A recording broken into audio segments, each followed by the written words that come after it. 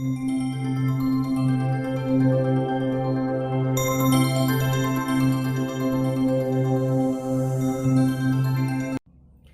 श्री हरि।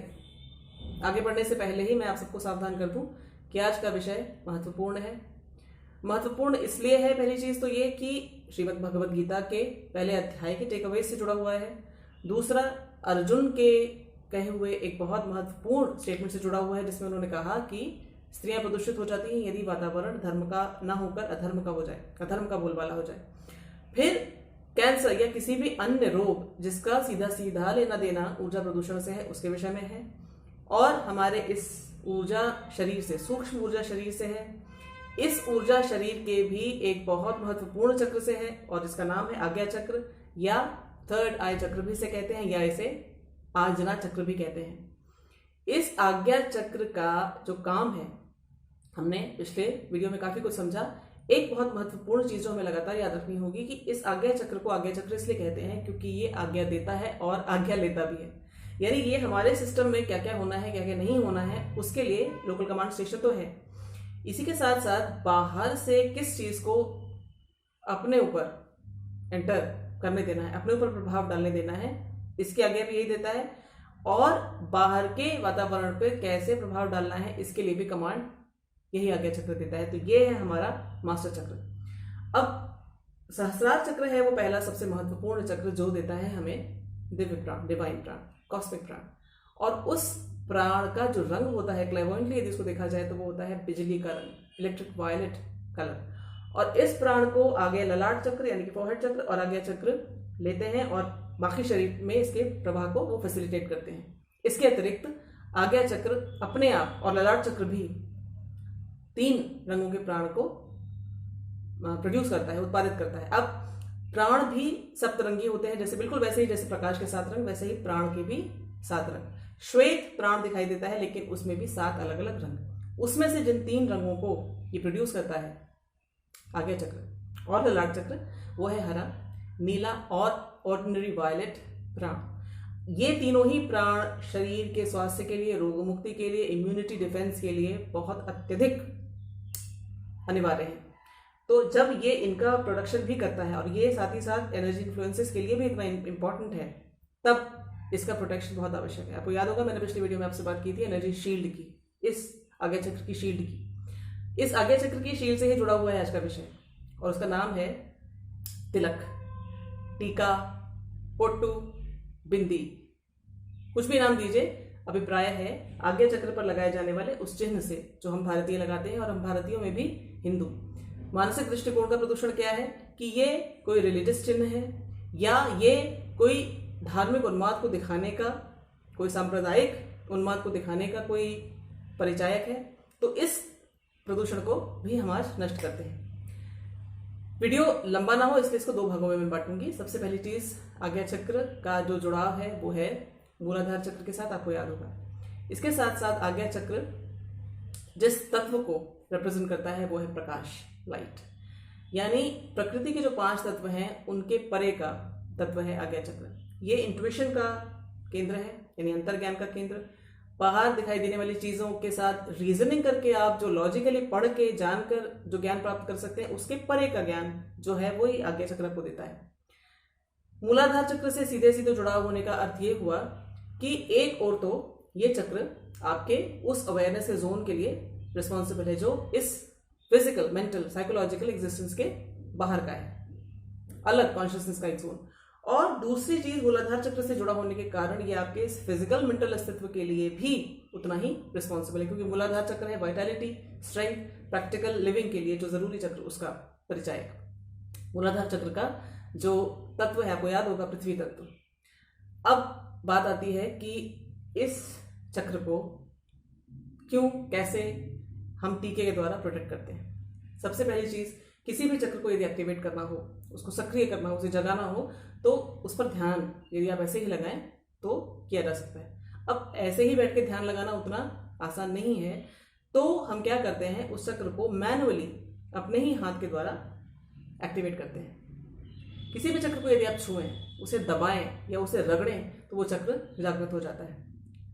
इस चक्र के साथ भी बिल्कुल यही होता है। जब इस चक्र को छुआ जाता है तिलक या टीका लगाने के लिए, तो ये चक्र जागृत होता है। फिर चूंकि उसको लगाने के लिए अक्सर इस तरह का मूवमेंट या इस तरह का मूवमेंट दिया जाता है ऐसी गति के कारण, या उसको रब किया जाता है लगाते समय, तो ये चक्र एक्टिवेट होता है। ये एक्टिवेट होता है तो अपने आप मूलाधार चक्र भी एक्टिवेट होता है। मूलाधार चक्र एक्टिवेट होता है, इसका मतलब वाइटैलिटी, स्ट्रेंथ, आपकी जो दुनियादारी वाली जो जिंदगी है उसके लिए आपको केवल इस तिलक से हेल्प मिल सकती है, केवल इस पॉइंट को प्रेस करने से हेल्प मिल सकती है। अच्छा, इसके साथ साथ प्रोसेरस एक मसल होता है जो आईब्रोज के भावों के कंट्रैक्शन, इनके फ्राउनिंग, इनके फैलने, इस मूवमेंट के लिए रिस्पॉन्सिबल है। इसी के साथ साथ सुप्राट्रोक्लियर आर्टरी और सुप्राट्रोक्लियर वेन, ये दोनों भी इस स्थान से होकर गुजरती हैं। अब इनका रोल क्या है? इनका रोल भी यही है आपकी फेशियल मसल्स को ब्लड सप्लाई देना। उस ब्लड सप्लाई के लिए ये दोनों रिस्पॉन्सिबल है। यानी इसको यदि आप प्रेस करते हैं तो आपके चेहरे की मसल्स को कुछ ना कुछ अत्यधिक लाभ मिलने ही वाला है, क्योंकि आप उस पॉइंट को प्रेस करते हैं जहां से ये आर्टरी और ये वेन जाती है, और ये मसल जहां पे है। बेल्स पॉल्जी के जो रोगी होते हैं उनके लिए ये एक एक्सरसाइज बताई जाती है, यूं नीचे से ऊपर की ओर मसाज देना। और क्या होता है, जब हम टीका लगाते हैं हम इस अंगूठे का प्रयोग करते हैं या इस उंगली का प्रयोग करते हैं जिसे कहते हैं अनामिक, और सीधे हाथ की। अब सीधे हाथ का ही क्यों प्रयोग करते हैं इसके विषय में भी आपको बता दूं। ये जो ऊर्जा शरीर है इसमें 3 नाड़ियां होती हैं, आप में से अधिकांश लोगों को पता होगा। इड़ा नाड़ी, पिंगला नाड़ी और बीच की सुषुम्ना नाड़ी। पिंगला नाड़ी जो होती है ये होती है हमारे राइट हैंड साइड पर, यहाँ से स्टार्ट होती है, मतलब ये मूलाधार चक्र से चलती है और यूं हर चक्र पे इस तरह से क्रॉस करते, क्रिस क्रॉस करते करते सातों चक्रों को ये भेदती हुई ऊपर जाती है। और इसका जो फंक्शन फिजिकली जो बॉडी के साथ है वो क्या है, ये पिंगला नाड़ी हमारे दाईं ओर के शरीर को, यानी दक्षिण भाग जो शरीर का है इसका, और left brain, left hemisphere of the brain, इसको कंट्रोल में रखता है। यानी जो कुछ, अच्छा इसके साथ साथ ऊर्जा के हिसाब से यदि आप देखें तो जो मैस्कुलिन एनर्जी है, जो एक्टिव एनर्जी है, जो एग्रेशन की एनर्जी है, वो इस पिंगला नाड़ी का काम है। तो जब कोई भी कार्य, कोई भी अनुष्ठान, कोई भी हम काम करते हैं तो उसके लिए हम सीधा हाथ प्रयोग में लाते हैं। और इसी के साथ साथ सीधे हाथ को शुद्ध, पवित्र भी माना जाता है, क्योंकि सारे जो पुराने जमाने में भी जो शौच आदि का कार्य था वो बाएं हाथ से किया जाता था। तो कई कारणों से सीधा हाथ ही पूजा पाठ के लिए भी उपयोग में लाया जाता है। और इसीलिए अपनी एनर्जी को यदि हम शुद्ध करना चाहते हैं तो हम इस सीधे हाथ का ही प्रयोग करते हैं। अच्छा, अब बात आई अंगूठे की। अंगूठा जो है ये पहली चीज तो तत्व, किस तत्व को रिप्रेजेंट करता है? ये तत्व है अग्नि तत्व। दूसरा, इसका संबंध है सीधे सीधे हमारे सोलर प्लेक्सस के साथ। अब क्या होता है, जब हम इस चक्र से, अंगूठे के इस चक्र से आज्ञा चक्र को जब छूते हैं तो इसका संबंध है, पहली चीज तो आज्ञा चक्र का संबंध है हमारे हर चक्र के साथ। तो जब सोलर प्लेक्सस से जुड़े हुए अंगूठे को आप इससे छुआते हैं तो प्रभाव क्या होगा कि आज्ञा चक्र के एक्टिवेशन से अपने आप आपके सोलर प्लेक्सस को एक विशेष प्रकार की ऊर्जा मिलेगी। दूसरी चीज, चूंकि इसका तत्व है अग्नि और अग्नि का काम है भस्म करना, प्योरीफाई करना, शुद्ध करना, तो जब ये आज्ञा चक्र को छुएगा तो यहाँ पे जमी हुई सारी गंदी ऊर्जा को ये अपने आप ही हटाने में सहायता करेगा। दूसरी जो उंगली प्रयोग में लाई जाती है वो है अनामिका। अनामिका का नाम अनामिका क्यों है? क्योंकि अनामिका का अर्थ होता है द नेमलेस, जिसका कोई नाम ना हो। हमारे पूर्वजों ने सबको नाम दिया, इस बेचारी अनामिका को नाम क्यों नहीं दिया मुझे नहीं पता। लेकिन इस अनामिका के 2-3 बड़े जबरदस्त फीचर्स हैं। एक तो ये कि आप देखें, आप हाथ की सारी उंगलियों को अलग अलग प्रयोग में ला सकते हैं। काफी हद तक इनके पास इंडिपेंडेंस, ऑटोनॉमी है। अंगूठा तो बिल्कुल स्वायत्त होकर घूम सकता है, लेकिन एक बेचारी अनामिका है, ये अगर आप इसको मूव करना चाहें तो आपको बाकी चारों उंगलियों को, मतलब 3 उंगलियों को और अंगूठे को भी साथ में हिलाना पड़ता है। पूरी हथेली को आपको एक तरह से हिलाना पड़ता है। प्राण मुद्राओं के विषय में यदि आपने सुना हो तो वो प्राण मुद्राएं होती हैं उंगलियों के ही अलग अलग मूवमेंट से कुछ ऐसी मुद्राएं बनाई जाती हैं जिसके द्वारा आपकी प्राण ऊर्जा को आप मैनिपुलेट कर सकते हैं। अब जब अनामिका को आप आगे की ओर यूं निकालते हैं तो अपने आप सारी उंगलियां, पूरी हथेली की मसल्स और साथ ही साथ वो ऊर्जा वाहिनियां एक्टिवेट होती हैं। तो प्राण मुद्रा से मिलने वाले जो लाभ है वो आपको यूं ही मिल जाते हैं। फिर इस अनामिका का संबंध है सीधे सीधे मूलाधार चक्र के साथ, और इसका संबंध है अर्थ एलिमेंट के साथ भी, यानी कि पृथ्वी तत्व के साथ भी। आज्ञा चक्र का संबंध भी है मूलाधार चक्र के साथ। जब आप इस उंगली को यहां से छुआते हैं तो आपका मूलाधार चक्र एक्टिवेट होता है, पृथ्वी तत्व एक्टिवेट होता है। इससे आपकी फिजिकल वाइटैलिटी, स्ट्रेंथ, स्टैमिना ये अपने आप बढ़ता है। इसी के साथ साथ ऊपर की ओर जब हम इस तरह से मसाज देते हैं तो ये जो प्राण का जो संचार है ऊपर की ओर, इसको हम फैसिलिटेट करते हैं। और ऊपर की ओर जब प्राण संचार का अर्थ हुआ कि हमारे ब्रेन को और ब्रेन सेल्स को भी जरूर ही मिलेगा वो प्राण। इसी के साथ साथ इस चक्र को बार बार प्रेस करने से, इसको रब करने से हमारा जो आज्ञा चक्र से जुड़े हुए जो नर्वस सिस्टम, ब्रेन, ये सब हैं, इन सबको भी मिलेगा प्राण। तो वो जो लाभ मिलने वाले हैं वो भी मिलेंगे। क्या क्या लाभ मिलेंगे? स्ट्रेस, एंजाइटी, ये सब जो डिसऑर्डर्स हमें होते हैं केवल नर्वस सिस्टम की खराबी के कारण, ये बहुत अधिक इस प्रकार का जीवन जीने के कारण, उसमें हमें हेल्प मिलेगी। अच्छा, जब तिलक लगाया जाता है तो जो हमारे इष्ट होते हैं, जिनके प्रति हमारी श्रद्धा होती है, हमारी आस्था होती है, हम उनके आगे एक विशेष प्रकार के वातावरण में उनके आगे जो भी चंदन या कुमकुम या जो भी होता है उसके द्वारा वो हम तिलक लेते हैं और फिर हम लगाते हैं।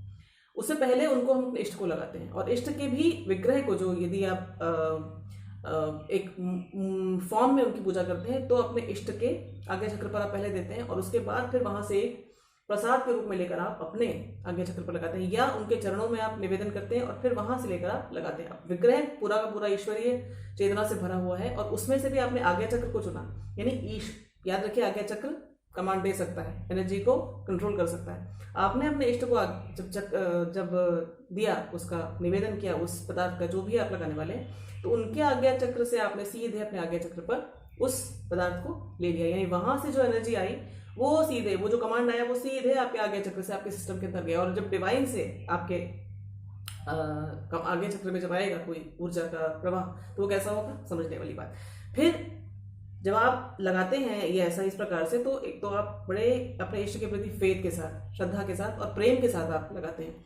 सहस्रार चक्र खुलता है, हृदय चक्र खुलता है, क्योंकि बड़ा प्रेम का भाव आपके मन में अपने इष्ट के प्रति है, और आज्ञा चक्र तो एक्टिवेट हो ही रहा है। तो ये लाभ आपको मिलने ही मिलने वाले हैं। तो आज के इस छोटे से वीडियो में मैंने आपके साथ ये बांटने का प्रयास किया कि तिलक या पोट्टू या बिंदी या टीका, ये किस प्रकार से हमारे इस आज्ञा चक्र के लिए एक सुरक्षा कवच है, ये इसका एनर्जी एक्टिवेटर है, और इसी के साथ साथ ये एक एनर्जी मैनिपुलेटर का भी कार्य करता है। क्योंकि इस पे जो हम लगाते हैं, जो अलग अलग प्रकार के टीके, वो अलग अलग पदार्थों के लगाते हैं। अब वो अलग अलग पदार्थों के द्वारा हम किस प्रकार आज्ञा चक्र के थ्रू अपने शरीर के एनर्जी एनवायरनमेंट को मैनिपुलेट कर सकते हैं, और इस प्रकार से भी मैनिपुलेट कर सकते हैं कि हमारे ऊपर आसपास की ऊर्जाओं का प्रभाव ना पड़ के हम आसपास की ऊर्जाओं पर अपना प्रभाव डाल सकें। इसके लिए मैं अगले वीडियो में आपकी सेवा में प्रस्तुत होंगी। आज का वीडियो ज़्यादा लंबा ना हो जाए, इसलिए अब आपसे मैं आज्ञा चाहूँगी। फिर से मिलेंगे अगले वीडियो में। जय श्री कृष्ण।